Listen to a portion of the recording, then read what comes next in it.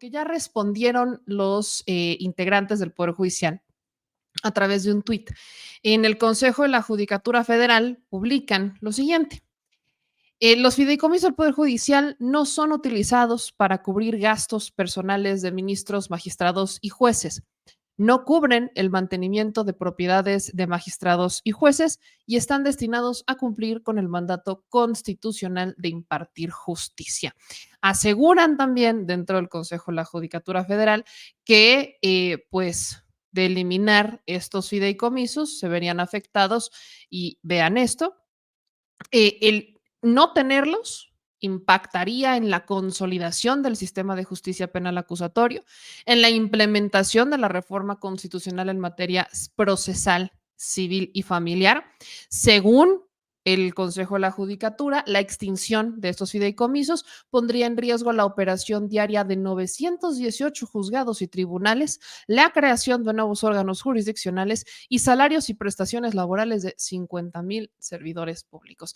Yo le agradezco mucho al diputado Hamlet Almaguer, que yo sé que hoy andan en plena locura, pero qué bonito que se pudo conectar con nosotros. Querido Hamlet, ¿cómo estás? Buenas noches. ¿Cómo estás, Meme? Buenas noches, un saludo a toda la audiencia de Al Chile. Pues es falso porque aquí está la lista de los fideicomisos, ya la he compartido con la audiencia en otras ocasiones. Hay 21,500 millones de pesos en números redondos en estos fideicomisos y recuperaríamos para el pueblo de México cerca de 15,000 porque uno de los fideicomisos, bueno, el fideicomiso que está exento de esta desaparición es el Fondo de Apoyo a la Administración de la Justicia, que es precisamente el que va a servir para la aplicación del sistema penal acusatorio, del Código Nacional de Procedimientos Civiles. Entonces, eso es una mentira. Segundo, pues ya se les borraron 5,000 empleados de un plumazo, ¿no? Porque su publicación habla de 50,000 y no de 55,800, que es lo que han repetido. Y tercero, pues hoy en la mañana estuvo por acá la oficial mayor de la Suprema Corte, que habló a nombre de la Corte y del Consejo de la Judicatura Federal, y tuve la oportunidad de hacerle una pregunta directa, expresa, sobre el fondo de alimentos, una de las partidas que hay en el presupuesto del 2024 por 386,3 millones de pesos, y textualmente habla la partida de alimentos para mandos superiores. Entonces le pregunté quiénes eran esos mandos superiores, cuántos eran, y pues ahí está la pregunta y la respuesta en mi cuenta de Twitter, pero el punto es que quiso ganar tiempo, quiso dejar de responder. El presidente de la comisión le dijo no responda, y entonces pues ya por fin confesó que son 1,767 servidores públicos, que son los que corresponden a esta cúpula dorada. Entonces, los propios nombres de los fideicomisos también hablan de mandos superiores. Mira, fideicomiso 8692, pensiones complementarias para magistrados y jueces, jubilados. Fideicomiso 8693 para mantenimiento de casa, habitación de jueces y magistrados. A mí también me sorprende que diga que no son las casas de los jueces y magistrados, y aquí el fideicomiso así se llama. Y el fideicomiso 8691, pensiones complementarias para mandos superiores. Pues entonces todo lo que está publicando el community manager del Poder Judicial Federal son mentiras.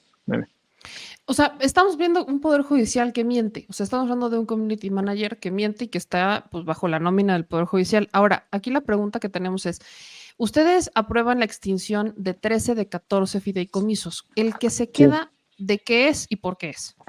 Es el Fondo para la Administración del Apoyo de la Justicia. Fondo de Apoyo a la Administración de Justicia. Así es el nombre textual. Y esto está regulado en la Ley Federal de Presupuesto y Responsabilidad Hacendaria. Se tiene que remitir un informe mensual y tiene este fideicomiso 6,103,992,000 pesos al segundo trimestre del 2023. Y está destinado precisamente a equipamiento, a construcción de edificios para tribunales, a mejoras tecnológicas, a contratación de personal para la impartición de justicia, que es lo que tendría que hacer el Poder Judicial Federal, no andar buscando casa habitación para jueces y magistrados y pensiones complementarias.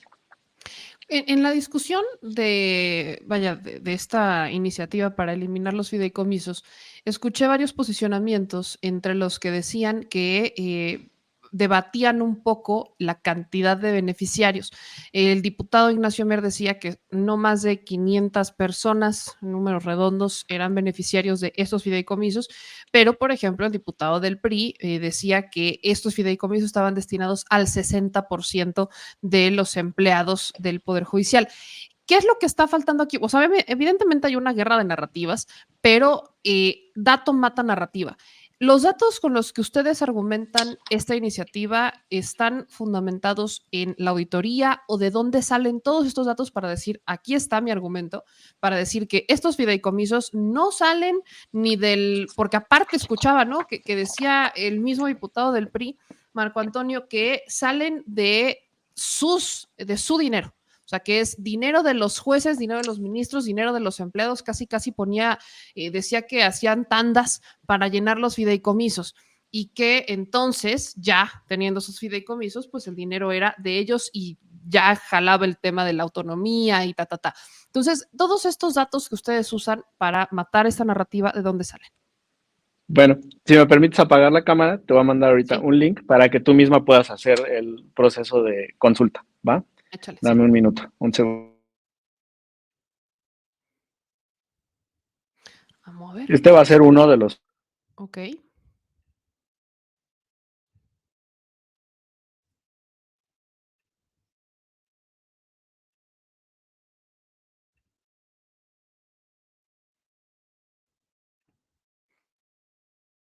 Aquí voy leyendo algunos comentarios que dicen, son puras ratas estos del Poder Judicial, dice Alejo.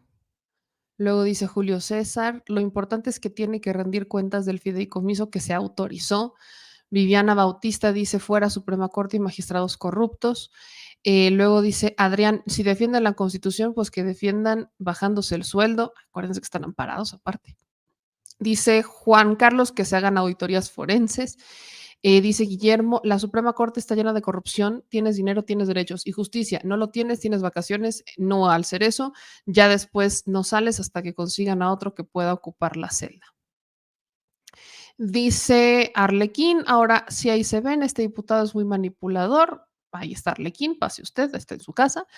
Dice por aquí en otros, Judith, saludos, nos mandan saludos a todos. Dicen, disculpen mi francés. Dicen por acá, diputado, yo lo apoyo como senador, dice Ana González. Héctor dice que hagamos el versus del PRI del PAN. Luego nos dicen, Rocío, ay, ya con tanto fideicomiso, yo mandando mis zapatos al zapatero para suelas corridas.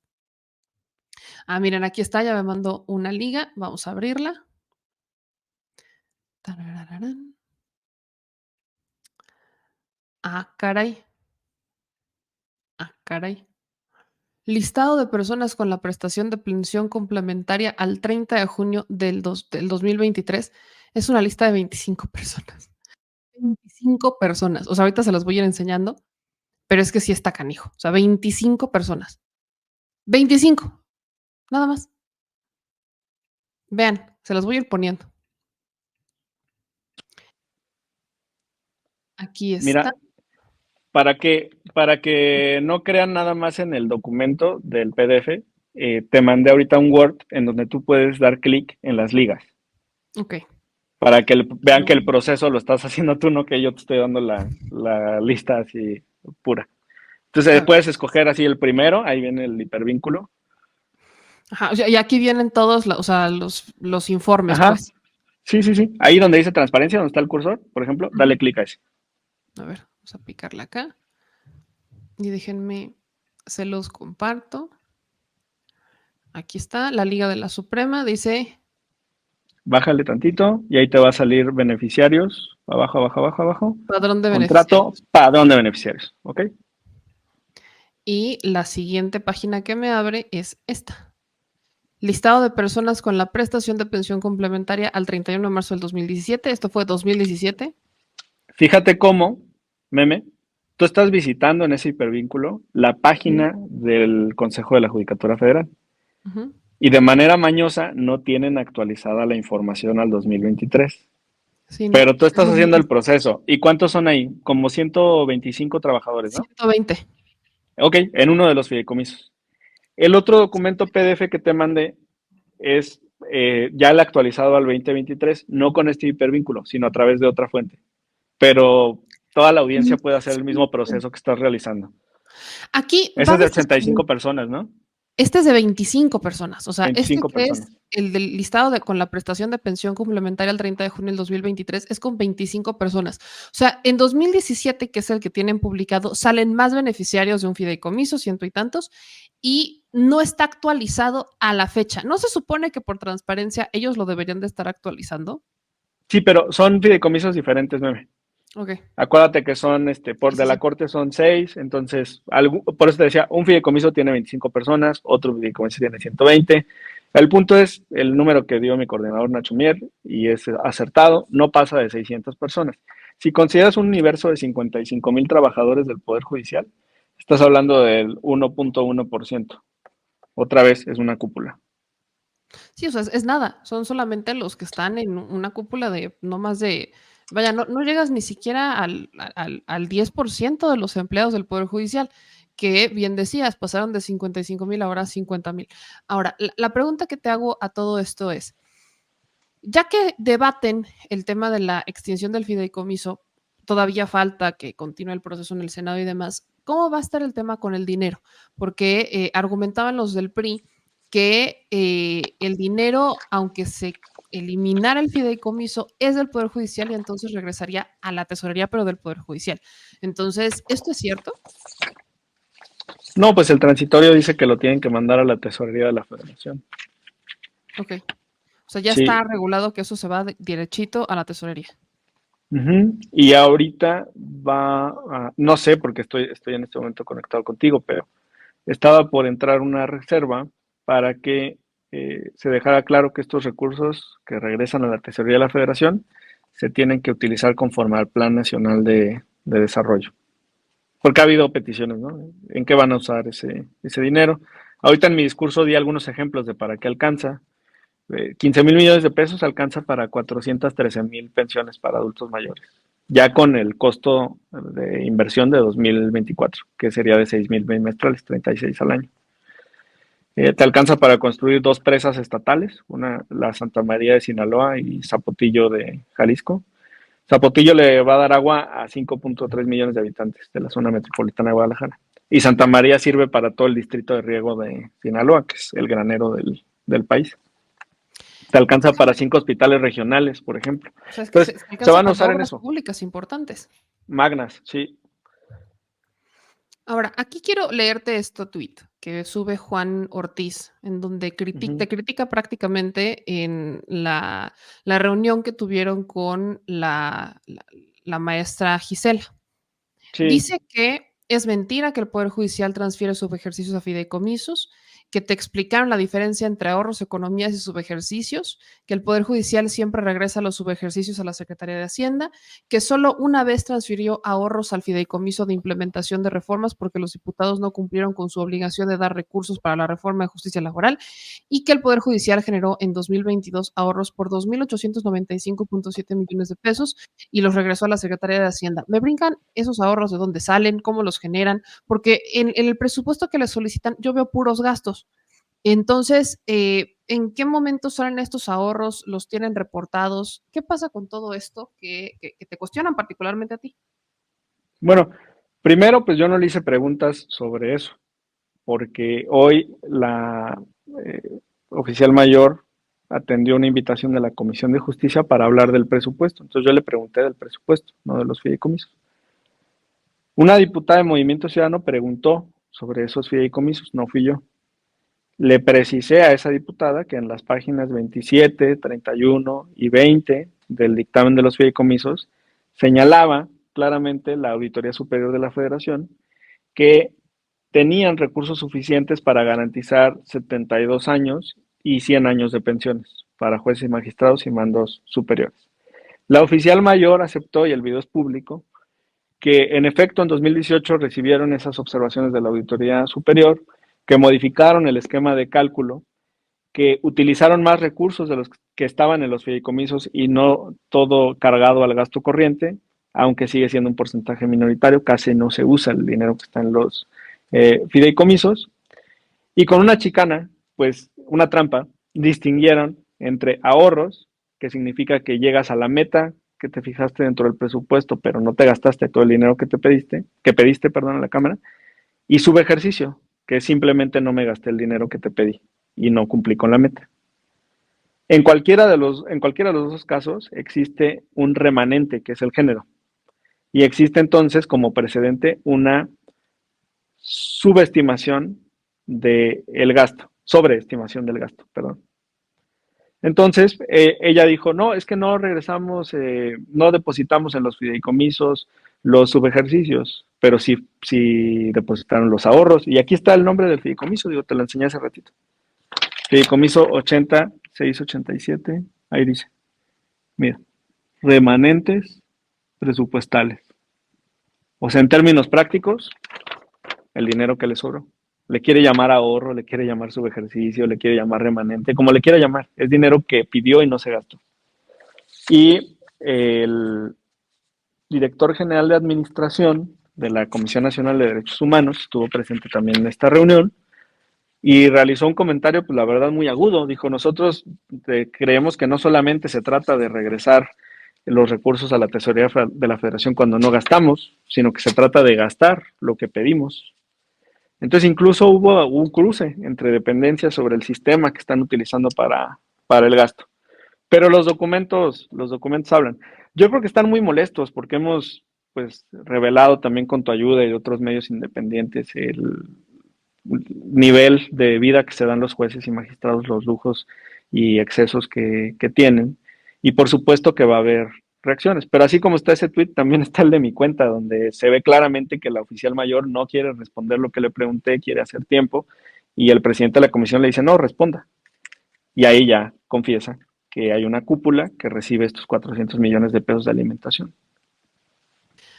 Ahí está el tuit, de hecho poníamos el video hace ratito. Hamlet, ¿qué sigue después de esto? Porque también dabas algo, decías algo muy importante en tu discurso en la Cámara, donde mencionabas, no pueden ser juez y parte, están impedidos para protegerse, llamémosle de manera más simple, ante la extinción de los fideicomisos. Pero estamos hablando del Poder Judicial, que hace no mucho un magistrado echaba atrás una suspensión en contra de Iberdrola, en contra de una sanción de Iberdrola. Estamos hablando de un Poder Judicial que echó atrás, por ejemplo, la propia Norma Lucía Piña restituye a un juez que había liberado a un delincuente denunciado por la Sedena. Estamos hablando de un Poder Judicial que ha normalizado y legalizado no solo privilegios, sino injusticias. Entonces, aunque digas, están impedidos para ser juez y parte en esto, estamos hablando de un poder que tiene mañas. ¿Qué es lo que puede pasar o no puede pasar una vez que termine el proceso y supongamos también que en el Senado logran los votos para eliminar los fideicomisos? Es el artículo 126 de la ley orgánica. Si quieres apago cámara para mandártelo también. Dame un segundo. Y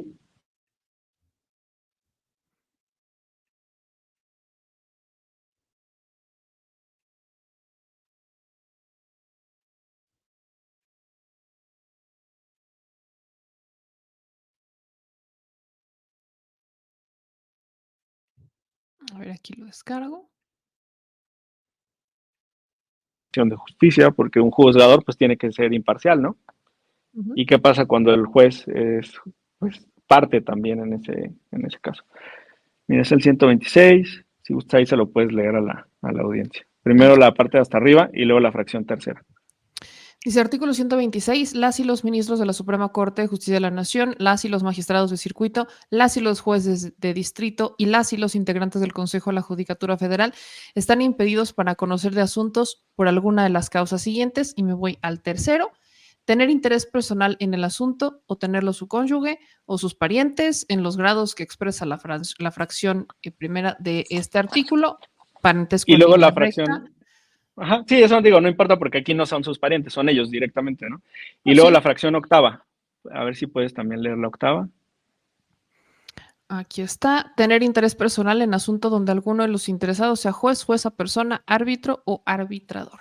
O sea, es un caso, el fracción tercera es cuando el juez tiene interés en el asunto y la fracción octava es cuando otro juez tiene interés en el asunto. Precisamente esta ley lo que busca es prevenir que cuando los jueces litiguen tengan el beneficio de sus pares, que se coludan, que se apoyen, que se cuiden entre jueces. Pero no Mismo que está dejen de aplicar pasado. esta ley. Pero ¿Cómo? no está pasado, por ejemplo, ahorita, ¿no? Que tenías a la ministra Piña que reinstala a un juez que había sido cesado por Saldívar. ¿No eso también estaría violando esta ley? Fíjate que en ese caso, la Suprema Corte de Justicia de la Nación funciona como un órgano de revisión de las decisiones que toma el Consejo de la Judicatura Federal. Ujú. Pasa en casos de responsabilidad administrativa, que es en la que incurrió este juez que indebidamente liberó a un delincuente, pero ocurre también en el caso de concursos para convertirte en juez. Lo que pasa es que con la reforma de Cedillo nunca terminaron de divorciar al Consejo de la Judicatura de la Suprema Corte. Y el ombligo que les une pues, es la presidencia, porque es la misma cabeza. O sea, Norma Piña preside la Corte y preside también el Consejo. Y se revisa a sí misma, o sea, el Consejo supervisa cómo gasta la Corte, pero la Corte puede revisar también los procesos que inicia el Consejo. Entonces, el punto es concentrar el poder y concentrar el control del Poder Judicial Federal. Entonces, sí está la facultad para la Corte de revisar las actuaciones que toma el Consejo de la Judicatura Federal. Ahora, ¿es una decisión justa? Claro que no es una decisión justa. ¿Se tendría que cambiar eso? Claro que se tendría que cambiar eso. Y lo vamos a abordar. Hoy también en la discusión pues, se delinearon, digamos, ya las ideas para el plan C. La reforma judicial va a ser la última gran batalla del presidente López Obrador y la primera gran batalla de Claudia Sheinbaum en 2024, en nuestra coordinadora. Bueno. Hamlet, acabas de tocar un punto y con eso quiero cerrar y te agradezco mucho el tiempo, sobre todo porque yo sé que están todavía en discusiones y demás. Hay mucha gente que exige que el presidente aplicara lo de Cedillo. Vamos a aplicar decreto y saquen a todos los ministros y vamos a renovarlos. Ya con lo que estamos viendo, con lo que estamos viviendo, ¿por qué sí, por qué no? Y yo sé que te lo he preguntado antes, pero en el marco de la discusión se tocó. ¿Por qué ahora hablar de los fideicomisos y decidir vaya, eliminarlos, extinguirlos y demás, y no hace 4 años, y no hace 3 años, o no cuando, en tu caso particular, 2021, que entras como diputado? ¿Por qué es en este momento? ¿Cuál es el argumento para hacerlo ahorita? La transformación es gradual. En 2018 inició un ajuste presupuestal importante, fuerte en el Poder Ejecutivo. También aquí en el Poder Legislativo se eliminaron asesores, seguros de gastos médicos privados, seguros de vida, seguro de separación individualizada, pago de telefonía celular, vales de gasolina, muchas cosas que se quitaron. Cuando yo llego en 2021, se da en un entorno en el que el INE había ya fijado una postura muy agresiva hacia la 4T y por eso en el presupuesto 2022 nos enfocamos en analizar cómo gastaba el instituto y redujimos 5,000 millones de pesos del presupuesto. Por cierto, eso llegó a la Corte y la Corte nunca nos dijo denle más dinero al INE, porque el artículo 74, fracción cuarta de la Constitución, establece que es facultad exclusiva de la Cámara de Diputados aprobar el presupuesto de egresos de la Federación. Incluso en alguna parte del artículo utiliza un término que a mí, pues la verdad me deja muy claras las cosas porque dice a su juicio, es decir, es una facultad no solamente exclusiva, sino soberana e incluso discrecional que tiene el Poder Legislativo y en especial la Cámara de Diputados. Eso fue el año pasado. Este año pues ya nos abocamos en el caso del Poder Judicial Federal. Aquí en el Congreso todo funciona a través de comisiones. Normalmente pues, las comisiones preparan los dictámenes y se tiene la confianza en que ese dictamen está bien preparado y entonces la bancada acompaña el pleno, aunque nos dan la información, el contenido del dictamen, nos comparten las iniciativas, nos hacen fichas desde la coordinación de asesores, pero sí hay una especialización en el trabajo. Yo, por ejemplo, me incorporo a la comisión de presupuesto este periodo de sesiones, con el objetivo claro, directo, de analizar las cuentas del Poder Judicial Federal.